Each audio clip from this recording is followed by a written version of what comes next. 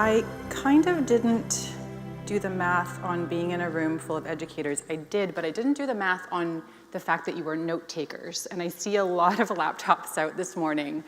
And could I make a request that you put them away and just listen? Would that be okay with you guys? Is that hard for you? Thank you. So I wanted to start off this morning with a story. And this story is about my relationship with my friend Tia. I remember the day my middle school teachers invited me to be a sanctuary for someone. I was in middle school, but I'd come from a small elementary school in suburban Canada, suburban Vancouver, actually. It was across the street from my church, a place as familiar to me and my brothers and sisters as our family home. When it came time to transition from elementary school to middle school, my mom chose sort of an unusual choice, an inner city school on Vancouver's east side. It was a Christian school, sure, with tuition, but it also had a generous pay structure that supported the education of lower income families. It supported the education of kids not like me. Kids at that point that I didn't even know existed. My school was, in fact, a haven for kids no longer welcome in the public school system. They'd been kicked out too many times. Maybe some of you have some of those at your school. This is the school where I met Tia. Now, Tia was like no girl I had ever met before. She was bold, loud, colorful, off-color. She had thick, wiry hair and a take-no-prisoners attitude that drew me in like a moth to a flame. We were instant best friends. I remember the first time I visited Tia's house. It was tucked behind a Dairy Queen on a crosstown thoroughfare called Kingsway. Her home was narrow, 2 floors high, and attached to 100 others that looked exactly the same. She lived there with her mom and her little sister, Coeur d'Alene.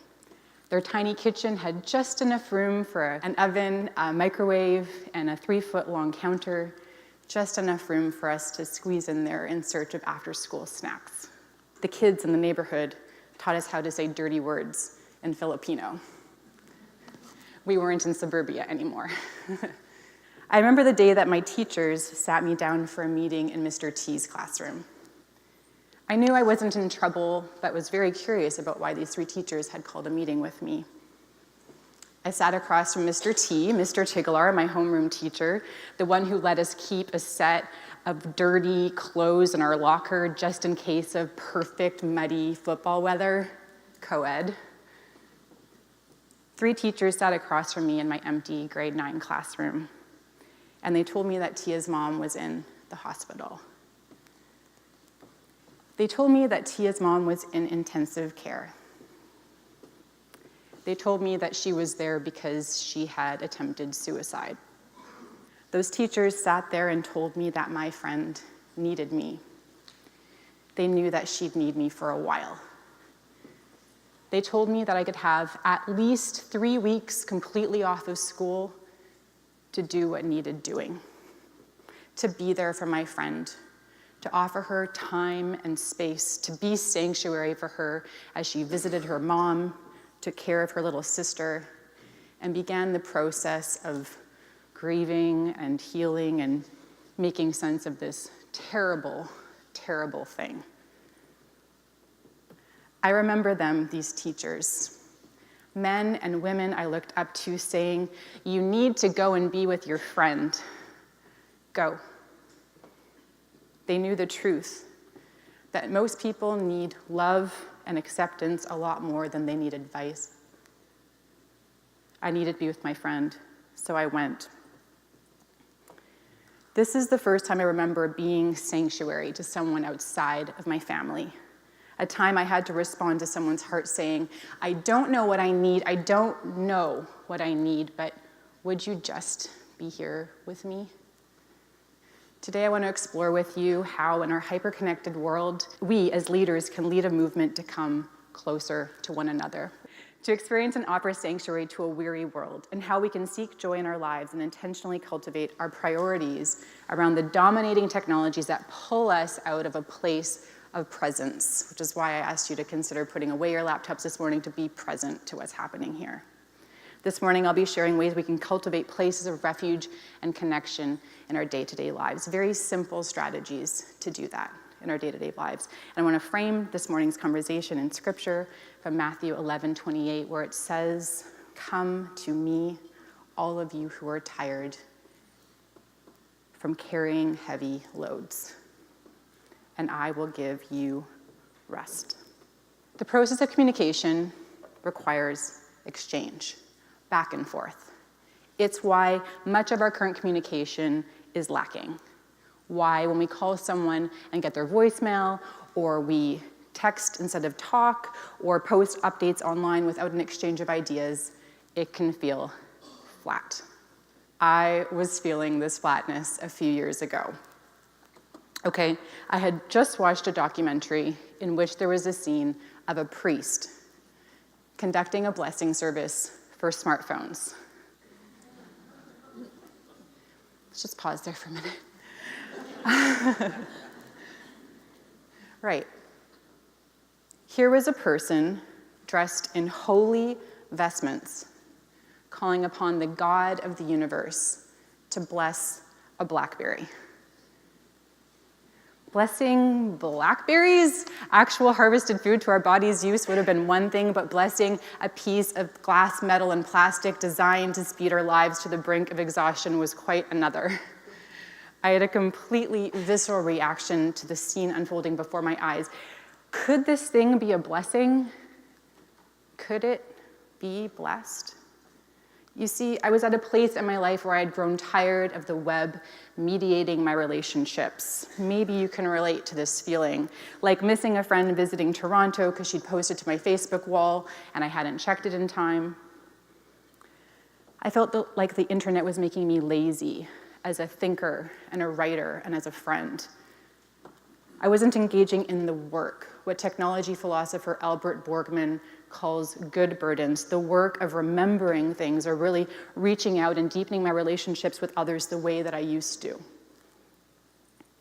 As a student of media theory and a communication professional, I knew I was allowing myself to emotionally disengage by filling the time with online filler.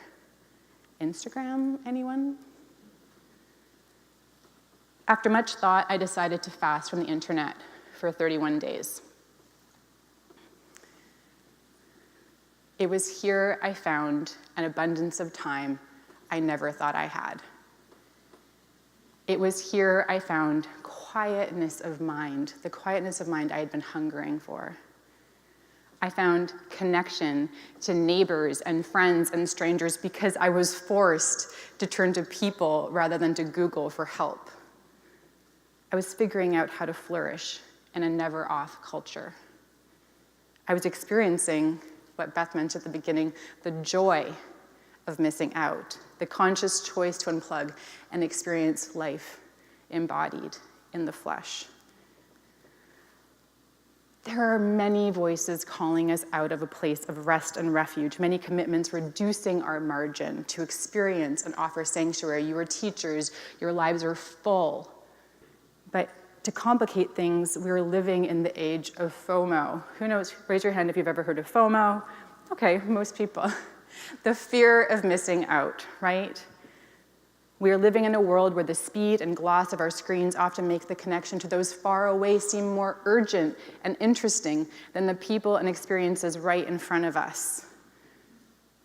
It's happening to teens at prom, I know, because they tell me, I'm at prom, but I feel an urge to check in somewhere else. It's happening to CEOs in boardrooms, kids and teachers in classrooms, and daily to you and I. These technologies tap into novelty and the very human longing for human connection. We want to know what's happening. We want to connect. And we don't want to miss out. Of course we don't want to miss out. But what has our hyperconnectivity given us? I recently spoke with Women's Health magazine. It's a big part of what I do is commenting on technology in our daily lives and in the news and in the media. They reached out to talk to me about this rising phenomenon, and we're going to introduce another acronym. But you're teachers, so you're down with acronyms. FOGO, the fear of going out. I'd never heard of this before, but they explained to me that mental health experts are concerned by a growing number of people expressing anxiety about actually going out, citing the lack of energy to be on, or not having a set end time for an evening out, or wondering if people really want them at the event or a party, even when they're explicitly invited out. It's a sort of phobia, a growing social anxiety. So it seems like now, instead of scrolling through our Facebook feeds and feeling jealous or lonely, or we're feeling some dread and anxiety even when we're explicitly invited out. Women's Health asked me what I thought of this, and I had to take some time to think about it because I'd never heard of this before. But the more I thought about it, the more I thought to myself, this makes sense. Because our online environments are controlled. The world and people have intrinsic unpredictability. It is easier to turn to our phones than to people. Let's just be honest, it just is. They're predictable. People are not. So the problem is, when we're online, we're not seeing things as they really are. We are comparing our lives to a human highlight reel on social media.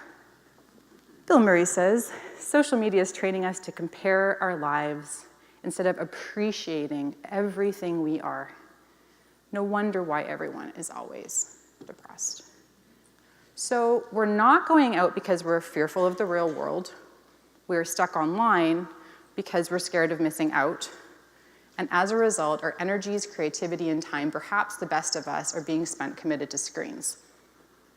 It's resulting in staggering levels of loneliness and isolation. The average person in the US has only one close friend, according to a recent study published in the American Sociological Review, like in the last month. 1 in 4 people have no confidants at all. 0. To make things worse, 75% of people say they are unsatisfied with the friendships they do have. Meanwhile, religious service attendance and other means of social gatherings are on the decline. New ways of gathering can be hard to find. We know this. It's hard to join a new group. I've actually set an intention this year to join more social groups. And it takes time to find the right group and get over your fears of going and connecting and meeting new people. This level of disconnection is dangerous to our health. Loneliness has been alleged to have the same impact on our life expectancy as smoking 15 cigarettes a day, with a risk factor that rivals excessive drinking and obesity.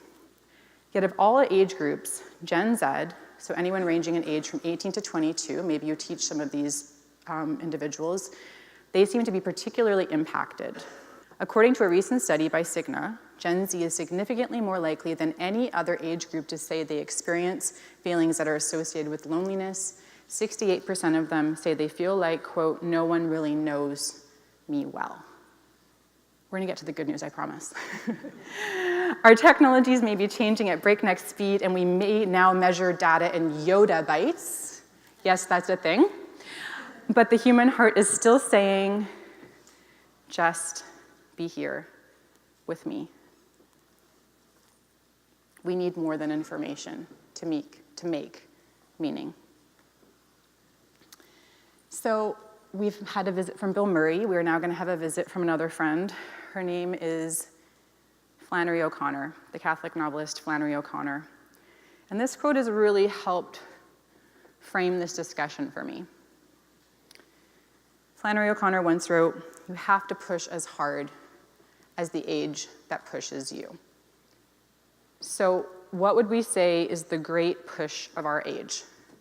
The push to consume. More, right? What is the great push of our age? It is more. More likes, gather more connections, have more power, more success, more likes, more products, more. How do we push back? I believe it is by choosing less information, less entertainment, fewer products, and fewer connections. And I've put them in brackets there, connections.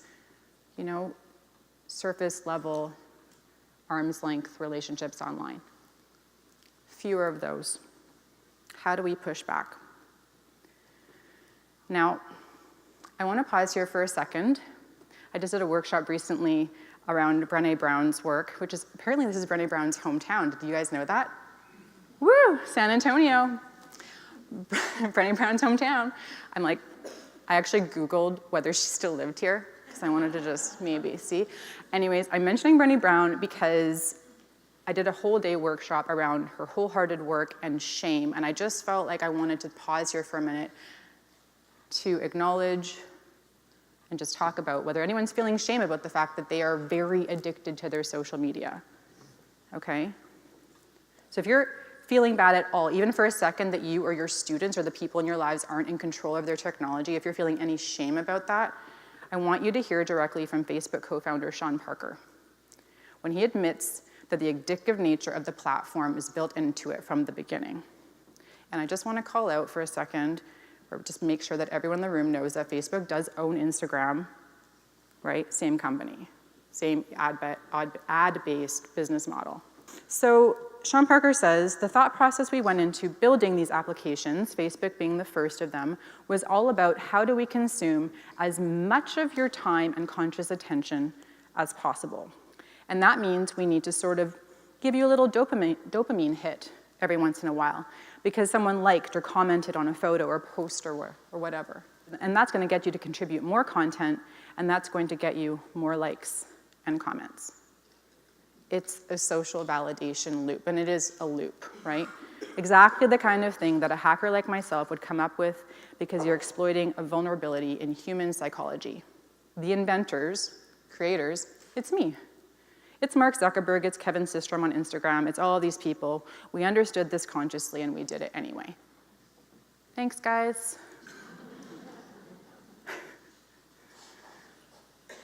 Our default to create well-worn neural pathways, right? We're sucked into these devices by design, they are addictive. It requires an incredible amount of desire and effort to tread a new path. So I want to share another story with you. A couple of years ago, I was being interviewed by a couple. This was shortly after my book came out. And nearing the end of the interview, they kind of shared with me that in addition to hosting this radio show, they also ran an equestrian center for teens. I thought that was very fascinating. I don't know anything about horses. I'm going to probably screw up some of the language right now, so apologies in advance. But they shared this story about their equestrian center, and they had a problem that they wanted to sort of talk to me about. They had noticed over the couple of years before we spoke that the social aspect of the center had declined, that the kids weren't talking to each other, that this sort of social piece of the equestrian center, which had drawn them in large part to that work, was working with teens and building relationships and all these connections, that had shifted very much. And I bet you can all guess why, because smartphones had come on the scene. And so instead of the kids, when they weren't riding, talking to one another or watching one another ride, they were looking at their phones or sitting down or whatever. And the thing that was really interesting to me was the fact that the progression of the riders had declined quite severely because the teenagers weren't actually watching one another ride. They weren't learning from one another, and that apparently is a very integral part of it, watching other riders, learning from their skills, and also the areas in which they can develop and be stronger riders. So as they're telling me this story, this flicker of fire starts to gather in my belly, and it sort of, as they tell me more and more about this story, that it becomes like this flame and this fire. And I felt challenged to challenge them to change things, to make that equestrian center a sanctuary, a screen-free environment for these teens. Because if they, as the leaders, set the tone for that center, it's their center, their rules, then the peer pressure of, oh, one person's looking at their phone, so therefore I'm going to pull up my phone, and then all of a sudden all of us are looking at our phone. When that is removed, just like when I did my 31-day fast from the internet, it is way easier to not be online when it is just off the table, right? Kind of like today, right? It said, please turn off your cell phones. It's giving you permission to just be here. So I challenged them to do that with their equestrian center, that they had this incredible opportunity to create this refuge for these teens who are constantly being pulled out of the present, constantly being pulled to be engaged online. And I'm happy to report that they actually did implement that at their equestrian center to quite remarkable results. As leaders, we can set the terms. We can model mindful technology use and cultivate screen-free sanctuaries to foster conversation. I understand that there's limitations within your organizations to do that, but as leaders, we can create these spaces of quiet and rest from a world that won't stop talking. Here's the good news. We're getting to some of the good news part. Here's the good news. We are hardwired for love and belonging, right? As a species. And we thrive only when we are securely attached, meaning we know we have a safe place to go when things get tough, like with Tia, and they will get tough.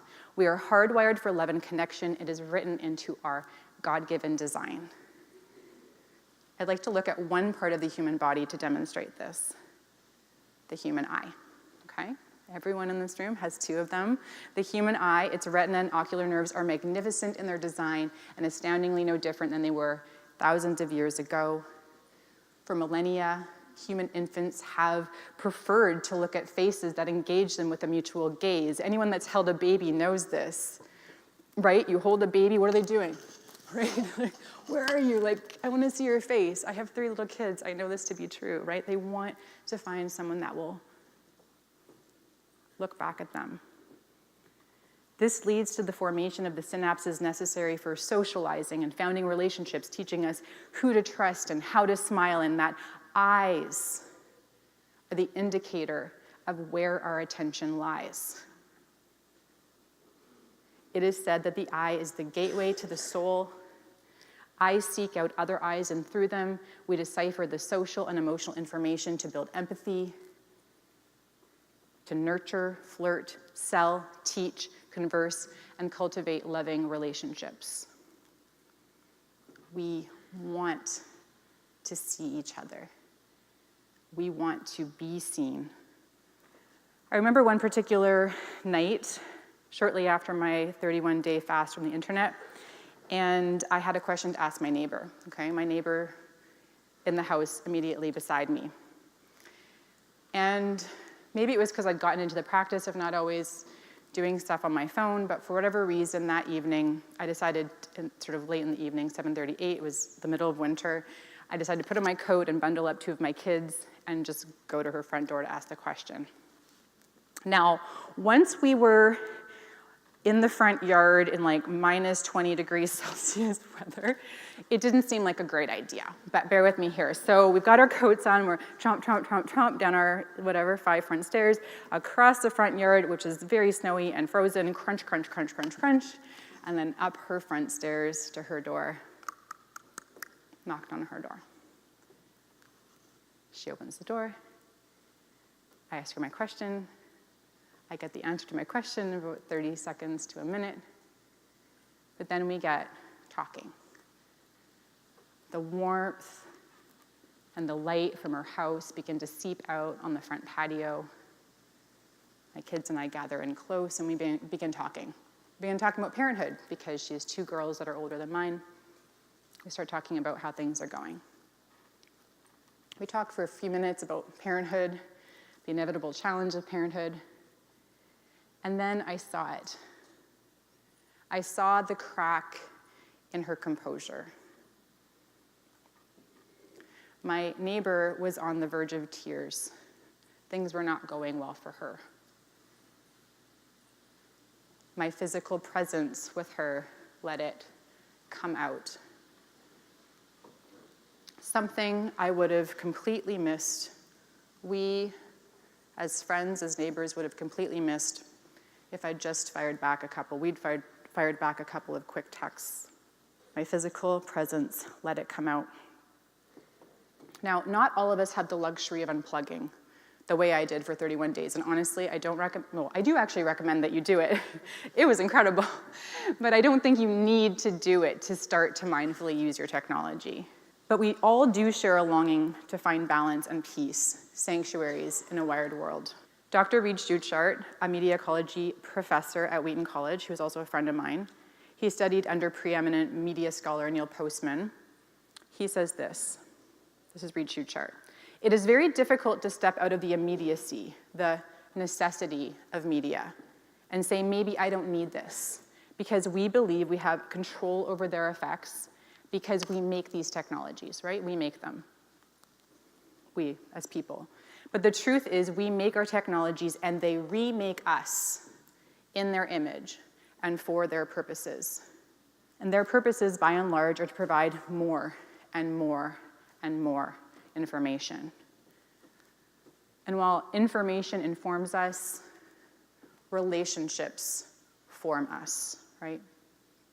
And in order to build those deeper relationships, relationships that for us are a refuge, a sanctuary from a busy world, we must remove the middleman. Media, by definition, means in between, right? It's why we hire a mediator to be between us, right? Media means in between. The more direct our communication is, preferably face-to-face, but as direct as it can be, the more intimate it is. I know there are many PhDs in the room, very educated people, so I thought I would indulge you all with a study. Who likes studies? Yes, you do. Me too. In 1938, Harvard University began following 268 male undergraduate students. They were all male because there were only male undergraduate students at that time, and kicked off the longest-running longitudinal study of human development in history. The study's goal was to determine, as best as possible, what factors contribute most strongly to human flourishing. Now, the astonishing range of psychological, anthropological, and physical traits they tracked, ranging from personality type to IQ, to drinking habits, to family relationships, to, they said it, not me, hanging length of his scrotum, like they tracked all the things, indicates just how exhaustive and quantifiable the research data really was. George Vaillant, who directed the study for more than 3 decades, published the study's findings in his 2012 book, Triumphs of Experience. He's actually published 4 books about the study. I'm slowly working through all of them myself. Some interesting findings. Marriages bring much more contentment after the age of 70. Some of you are living in the glory days. The rest of us can just hang on. And physical aging after 80 is determined less by heredity than by habits formed prior to age 50. Interesting. In Triumphs of Experience, Vaillant raises a number of factors more often than others, but the one he refers to most often is the powerful correlation between the warmth of your relationships and your health and happiness in later years. This is important for you as individuals and for the people that you're teaching and impacting. In 2009, Vaillant's insistence on the importance of the data, this part of the data was challenged.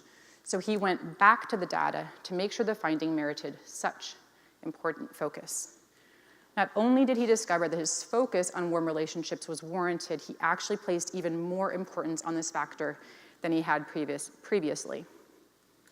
Vaillant notes that the 58 men who scored highest on the measurements of warm relationships earned an average of $141,000 a year more during their peak salaries between ages 55 to 60 than the 31 men who scored the lowest on warm relationships. Also, the high warm relationship scores were also 3 times more likely to have professional success worthy of inclusion in like a who's who list, like under 40 under 40, 30 under 30, that sort of thing. Of the 75 years and $20 million expended on the grant study, Vaillant concluded that the #1 most important finding from the study is this, and it is a 5-word conclusion: happiness is love, full stop.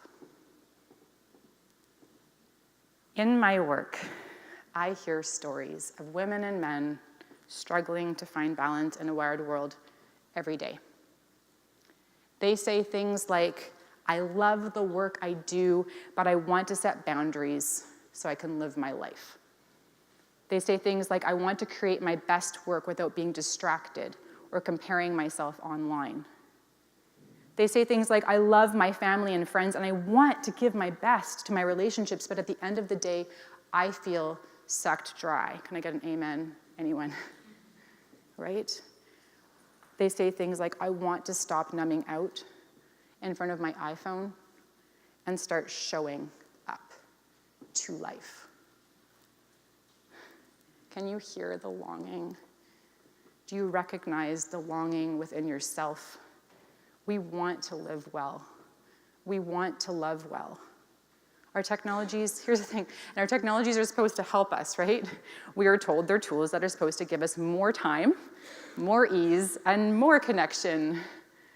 But are the technologies we're using fulfilling their promises? Is this your experience? And return back to Albert Borgman, who is a Christian philosopher of technology out of the University of Montana, who I'm dying to meet. He's very old. He asks this important question.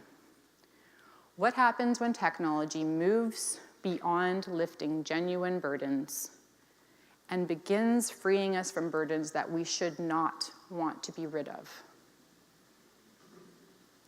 If we believe that we as humans were created for relationship and meaningful work, work that provides for families and serves neighbors, work that engages our bodies and creative faculties, then it would follow, says Borgman, that we would value a certain kind of burden. He calls them good burdens. Responsibilities that tether us to people and to the physical world. I'm going to quote him here. Quote, consider, for instance, the burden of preparing a meal and getting everyone to show up at the table and sit down. And all the parents said amen. Or the burden of reading poetry to one another, or going for a walk after dinner. Or the burden of letter writing, gathering our thoughts and setting them down in a way that will be remembered and perhaps cherished for generations to come. These are the activities that have been obliterated by the readily available entertainment offered by TV, and this is written 30 years ago, so I'm going to add, and every other screen in the 21st century home or school or office, right? This is Borgman still here, quote, the burdensome part of these activities is actually just getting across a threshold of effort. Like in my case, bundling my kids up and going across the front yard, quote, as soon as you have crossed the threshold, the burden disappears. The burden disappears. It becomes joy. It becomes light. How can we push back on the irrepressible desire for ease? The irrepressible desire to be entertained, to remain separate and safe behind the glow of our screens? I believe it begins by asking the right questions, by asking if our technologies truly help or hurt, if they enliven our relationships, connect us to our neighbor, help us to serve the poor, the lonely, and the widow, or are our technologies like the things coming down the pipeline in VR and AI, are they simply drawing us up and away from the mundane of the everyday? Everything about our modern day technologies, from the apps on our phones to the gadgets in our cars, are centered on ease. But making things easier doesn't lead to deep satisfaction, and it doesn't lead to the types of warm relationships described in the Harvard study. Is it easy to love people well? That is not my experience. Friends, how do we turn this around? I believe it is by coming closer, the title of this talk. What if instead of pretending everything is fine on social media, we chose to admit a need or an imperfection? What if instead of spending another night in front of the glow of Netflix, we went out and watched a friend or maybe a student play a live gig? What if instead of going about our regular routine, we visited an aging family member? What if instead of rushing at breakneck speed to get to work in the morning, we pause long enough to have a conversation with a neighbor? Coming closer. I sometimes ask myself if Jesus were here today walking around, if he would be on social media, hashtag WWJD. Have you ever wondered about that? I might be the only one. I think about this stuff all the time. Jesus was a disruptor. I don't know. I think maybe he would have a Twitter account. So one of his disciples would definitely manage it for him. And he would tweet stuff off like, hey guys, I'm over in Central Park this afternoon. Come hang out. Who knows, right? We don't know. Would Jesus be online? I love what is happening on the internet. What our communication technologies are enabling, I do. I love the ideas, the conversations, the confessions and livelihoods, and I think God loves it too. But what I think he doesn't love is the way it is wearying our hearts. Now, I would actually like for you to have a few minutes of experiencing sanctuary right now. So I'm actually going to invite all of you to close your eyes. And just relax, put down your pens and paper. This has become an important part of my work because I'm speaking so much about how we're inundated by information, and it's become really important to me to create pauses when I present to people. So close your eyes now. I want you to have an experience of sanctuary. I'd like for you to listen to these words from poet and theologian John O'Donohue, and simply let the words minister to you. The poem is titled, For One Who is Exhausted. When the rhythm of the heart becomes hectic, time takes on the strain until it breaks. Then all the unattended stress falls in on the mind like an endless increasing weight. The light in the mind becomes dim. Things you could take in your stride before now become laborsome events of will. Weariness invades your spirit. Gravity begins falling inside you, dragging down every bone. The tide you never valued has gone out, and you are marooned on unsure ground. Something within you has closed down, and you cannot push yourself back to life. You have been forced to enter empty time. The desire that drove you has relinquished. There is nothing else to do now but rest and patiently learn to receive the self you have forsaken in the race of days. At first, your thinking will darken and sadness take over like listless weather. The flow of unwept tears will frighten you. You have traveled too fast over false ground. Now your soul has come to take you back. Take refuge in your senses. Open up to all the small miracles you rushed through. Become inclined to watch the way of rain when it falls, slow and free. Imitate the habit of twilight, taking time to open the well of color that fostered the brightness of day. Draw alongside the silence of stone until its calmness can claim you. Be excessively gentle with yourself. Stay clear of those vexed in spirit. Learn to linger around someone of ease who feels they have all the time in the world. Gradually, you will return to yourself, having learned a new respect for your heart and the joy that dwells far within slow time. You can open your eyes now. Take a deep breath.